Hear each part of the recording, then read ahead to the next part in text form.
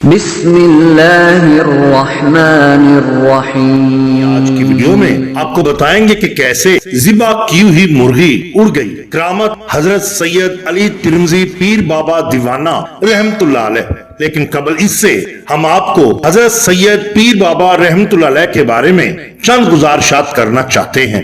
550 سال سے زیادہ عرصہ ہوا کہ حضرت سید علی ترمذی المعروف پیر بابا رحمت اللہ تعالی علیہ سرزمین پاچا قلعے میں اسودہ خواب ہیں، لیکن وہاں جائیں تو یہ احساس ہوتا ہے کہ جیسے صاحب مزار ہنوز انعام و اکرام تقسیم کرنے میں مصروف ہے اور لوگوں کو اللہ تبارک تعالی اور اس کے محبوب صلی اللہ علیہ وآلہ وسلم کے راستہ پر چلنے اور دین حنیف کی رسی کو مضبوطی سے تھام لینے کی واضح و نصیحت فرما رہے ہوں اور کہہ رہے ہوں، اے لوگو، فانی زندگی کے عوض دائمی زندگی کو برباد نہ کرو۔ آپ سادات ترمذی میں سے ہیں، ولادت سن 908 ہجری میں بمقام کندز میں، اور آپ کے والد بزرگوار سید قمبر علی باوجود اس کے ہمایوں بادشاہ کی فوج میں کماندار تھے، درویشانہ زندگی بسر کرتے تھے۔ بابر بادشاہ نے اپنی لڑکی ان کے حوالہ عقد میں دی ہوئی تھی،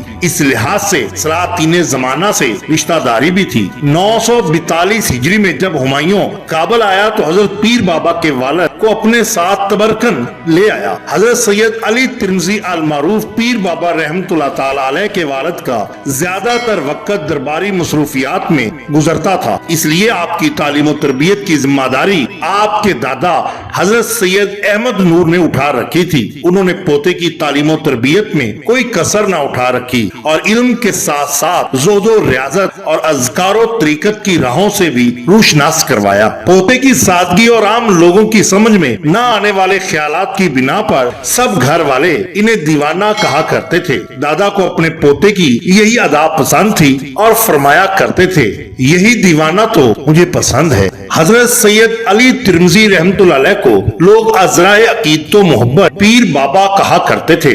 آپ کے خلفاء میں سے حضرت اخون کو جو فضیلت اور عظمت حاصل تھی کسی اور کے حصہ میں نہ آئی۔ حضرت پیر بابا رحمت اللہ علیہ کی ساری زندگی اصلاحی تحریک تھی، جس کی وجہ سے کریا گاؤں گاؤں جا کر آپ تبلیغ کرتے، درس گاہوں کو قائم کرتے اور رشد و ہدایت فرماتے۔ جب آپ سن 991 ہجری میں پہنچے تو زندگی کا جام لبریز ہو گیا۔ آپ کے وصال کی خبر پھیلنے کی دیر تھی کہ مریدین کا تانتا بند گیا، ہر دل سوگوار اور ہر آنکھ اشکبار تھی۔ 21 سالوں سے جو چراغ معرفت پاچا قلعے کے مقام پر روشن تھا وہ بظاہر بجھ گیا، لیکن اس کی روشنی ابھی تک پھیلی ہوئی ہے اور لوگ اس روشنی میں حق کے راستوں پر رواں دواں ہیں۔ آپ کا مزار اقدس سوات سے 40 میل کے فاصلہ پر علاقہ بنیر کے موضع پاچا قلعے میں ہے۔ آج کل یہ علاقہ پیر بابا کے نام سے مشہور ہے۔ آپ کا عرس 3 ماہ تک جاری رہتا ہے اور چیت، بیساکھ اور جیٹھ کے مہینوں میں یہ چھوٹا سا گاؤں شہر کا سا سما پیش کرتا ہے۔ دور نزدیک لوگ حاضر ہو کر عقیدت اور محبت کے پھول پیش کرتے ہیں۔